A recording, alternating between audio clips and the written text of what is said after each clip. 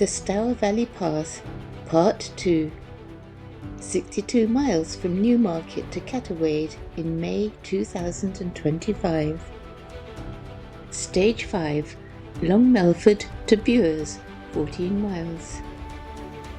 I almost came unstuck when I arrived in Bures because there was no mobile signal there, and I was consequently unable to book an Uber taxi to take me to Long Melford to start my walk for the day. Some people doing open gardens directed me across the bridge into Essex, where they said I should be able to get a signal, but I was still unable to dial up Uber there. I then followed a sign to the station, but still no taxis to be had. After ringing round, only to discover that all the taxi companies were unusually busy, one driver told me that if I took a train to Sudbury, I might have a better chance. Well, amazingly, a train turned up just as the driver was telling me that, so I leapt on it. When I reached Sudbury, it was the same story. Not a taxi in sight, and no Ubers even remotely in the vicinity.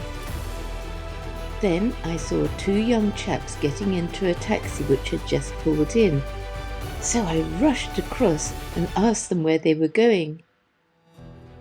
The Leastock Festival in Long Melford, they said. "Ooh," I said pleadingly, "could I share your taxi?"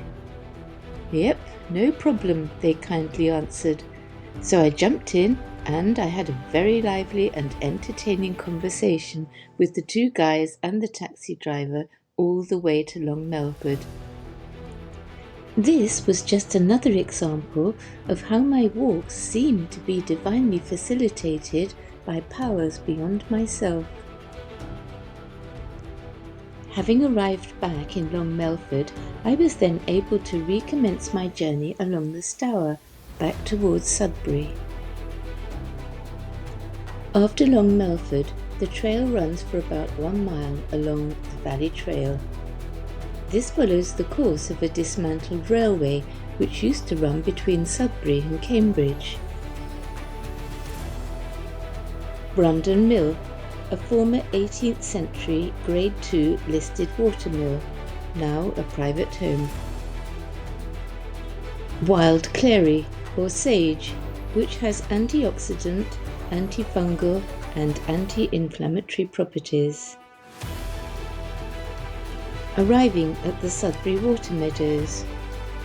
The trail runs along the course of the Stour, just to the west of Sudbury, but I decided to cross the bridge to visit this historic market town, which was home to the famous 18th century portrait and landscape painter Thomas Gainsborough, who inspired another famous landscape painter in the area, John Constable.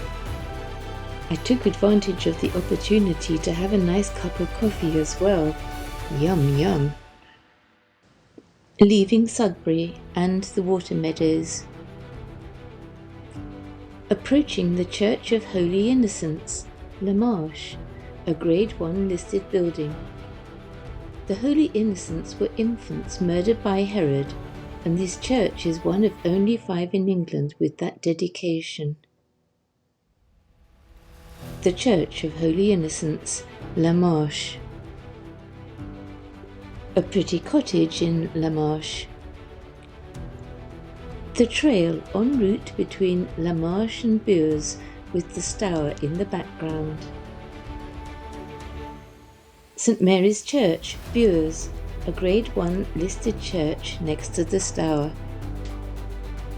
St Mary's Church, Bures. The porch is said to be one of the finest timber-framed porches in East Anglia. And is that a dragon I see in the churchyard? Stage 6, Bures to Stoke-by-Nayland, 13 miles. My Uber taxi driver was Marius from Romania and Ipswich, who also loves England and the Suffolk countryside. Bures Mill, a Grade II listed 18th and 19th century watermill on the Stour.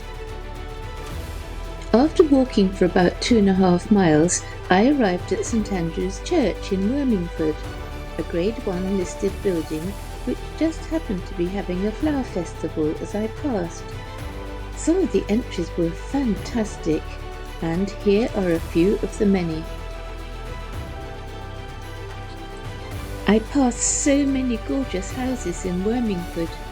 Here's just one example. Listening to several cuckoos as I crossed the plantation and the Stour at Wissington.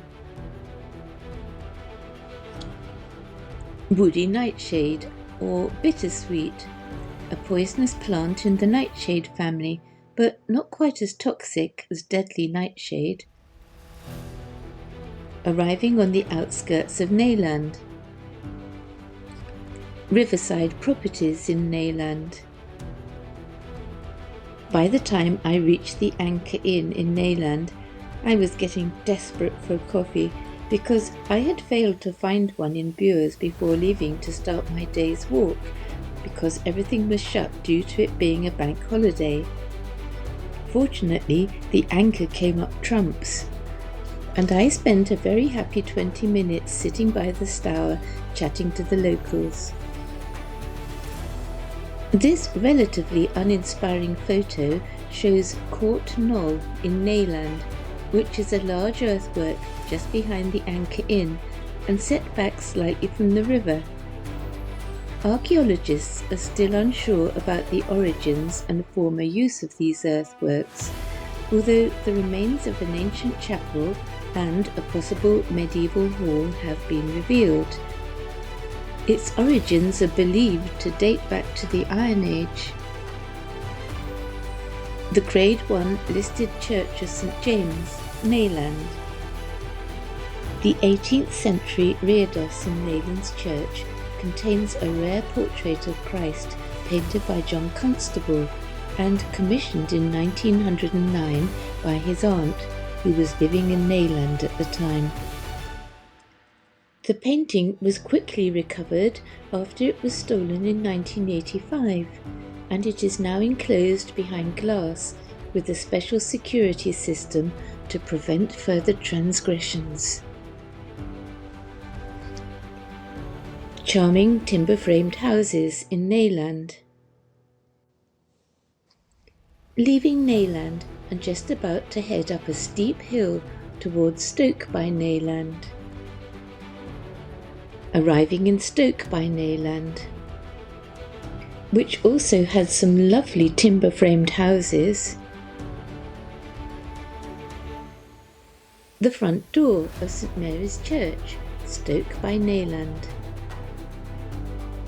The Bures Dragon. St Stephen's Chapel, just outside Bures, dating back to 1220. Built as the private chapel of a former manor house. Visiting the chapel involves a short walk up a farm track. You might be wondering why I'm showing you this. The door of St Stephen's Chapel and the rear. A precursor to something exciting. These stone and alabaster effigies of the Earls of Oxford were placed in the chapel for safekeeping in the 1930s when the chapel was restored. Now, wait for it. The Bures Dragon. At the start of my day's walk, I was very excited when I read an information sign about the Bures Dragon, a dragon cut into the chalk of a nearby hillside in 2012 and visible from behind St Stephen's Chapel, just outside Bures.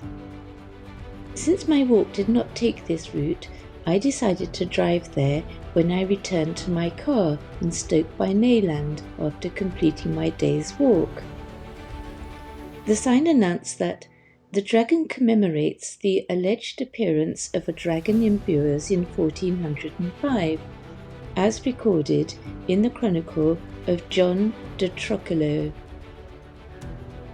There are many theories about this legend, but the most credible appears to be that the dragon was a crocodile, brought back from the Crusades to the Tower of London for Richard I, and then escaped into the marshlands of rural Essex, eventually making its way to the River Stour, feasting on sheep along the way. Who are they trying to kid? We all know that there be dragons in England. This stone, located behind the chapel, with the dragon visible on the hillside in the background on the right, commemorates King Edmund, who is said to have been crowned at St. Stephen's Chapel as the King of East Anglia on Christmas Day in 855 AD. The sign says that he was a good king who was martyred in 869 by the heathen Danes for refusing to renounce his faith. For 400 years he was venerated as the patron saint of England. Stage 7, Stoke-by-Nayland to Catawade, 12 miles. My friend Wendy joined me for the final stage of the trail, so we were able to use 2 cars and park one at each end of our day's walk. Wendy stopped off at the 8-mile stage to explore Dedham, while I continued the final 4 miles along the Dedham Vale to the end of the trail at Catawade, and then I returned to pick her up on my way back.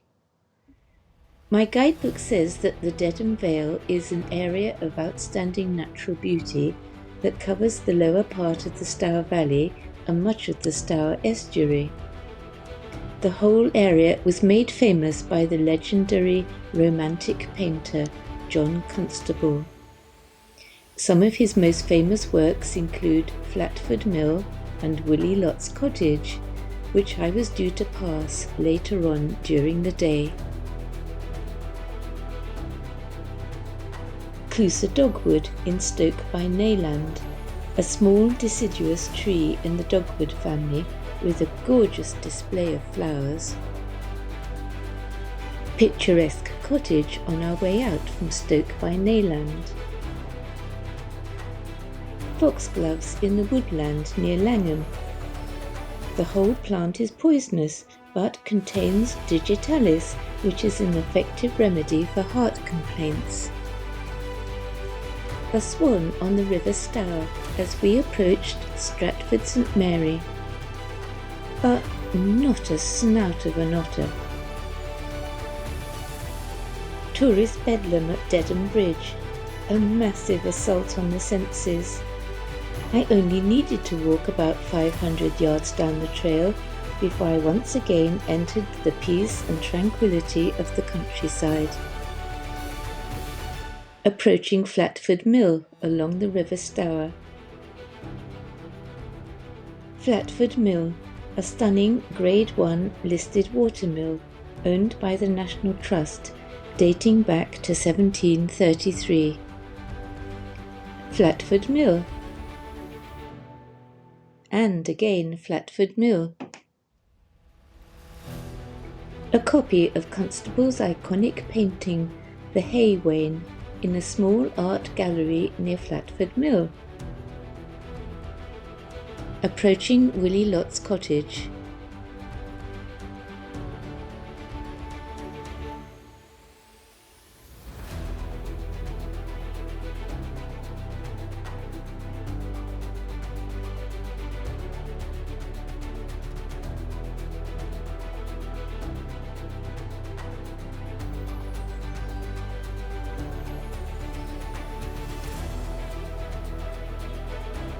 Charming timber-framed house along the lane near Flatford Mill. Another view of Flatford Mill. And again. Willie Lott's Cottage, a Grade 1 16th century listed building which features in the works of John Constable. Willie Lott's Cottage. The Stour Estuary Nature Reserve. End of the trail at the Stour Estuary Nature Reserve in Catawade. And here I am at the end of the trail. Lessons learnt. Suffolk and Essex are very chocolate boxy. Uber taxi drivers are very entertaining. The River Stour is supposed to have otters, but once again they eluded me. There be dragons in England. For the first 4 stages of this trail, please see my video entitled The Stour Valley Path Part 1.